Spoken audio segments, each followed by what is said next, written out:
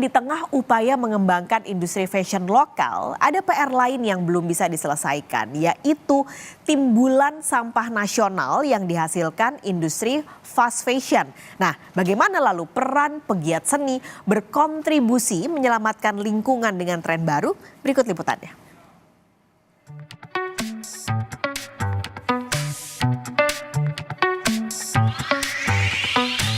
Pakaian trendy dengan harga terjangkau kini jadi daya pikat utama konsumen. Inilah yang membuat industri fast fashion terus berkembang. Fast fashion merupakan industri pakaian berskala masif dengan pola produksi yang sangat cepat untuk memenuhi tren dan dijual dengan harga terjangkau dalam waktu singkat. Di saat yang sama, industri fashion merupakan penyumbang polusi ketiga terbesar di dunia setelah industri energi dan pertanian.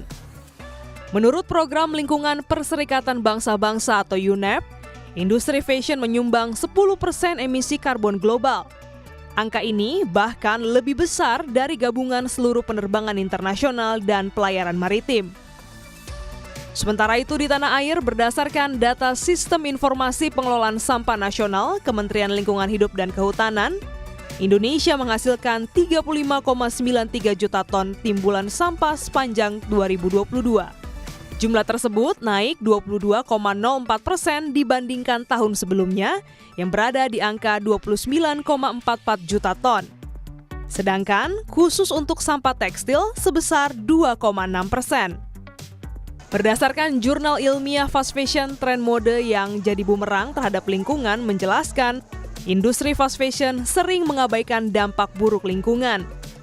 Penggunaan warna-warna cerah, motif dan tekstur kain yang jadi daya tarik industri mode diperoleh dari bahan kimia beracun, sehingga dapat menyebabkan pencemaran air dan berisiko terhadap kesehatan manusia serta lingkungan.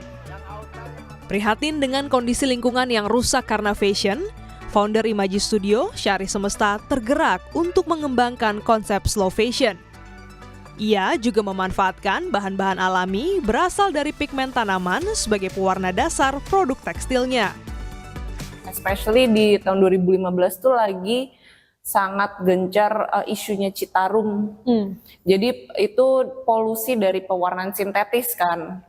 Terus pas kita research juga, ternyata semua kain-kain Indonesia nih, wastra Indonesia dari Sabang sampai Merauke meskipun beda banget, mereka tuh ada kayak benang merahnya. Dari dulu ancestor kita itu bikin wastranya pakai tanaman-tanaman yang ada di sekelilingnya mereka. Pewarna alami. Pewarna alamnya gitu. Dari ujung sampai ujung tuh beda-beda. Ada yang kuningnya pakai kunyit, ada yang kuningnya pakai mangga, tapi selalu di sekitar mereka gitu. Jadi kenapa nggak kita back to roots itu lagi? Kita coba bikin sesuatu yang sejujur mungkin gitu sama alam dan juga sama kita dan juga sama tradisi kita. Jadi Bunga Sania juga menjelaskan sejumlah tantangan slow fashion yang ia hadapi. Untuk pewarnaan alam sendiri tuh ada faktor cuaca, cahaya, kelembapan. Warna yang kita request, kita kan biasanya di sini lumayan digital, kadang hand painted. Warna yang diterima sama ibunya di sana dari foto aja tuh persepsinya udah beda. Birunya mau biru gelap jadi biru agak terang, ungunya, merahnya, dan nggak semua warna tuh bisa dicapai dari pewarnaan alam. Terus kita juga baru meliput banget nih faktor cuaca yang sangat bisa membuat produksi kita delay banget. Jadi timeline kita tuh kita bisa harus bikin plan dari A sampai Z. Masalah jadi inovasi, kosong jadi isi, sampah jadi berarti, namun tantangan tetap pasti. Glenis Oktania, Kompas TV, Jakarta.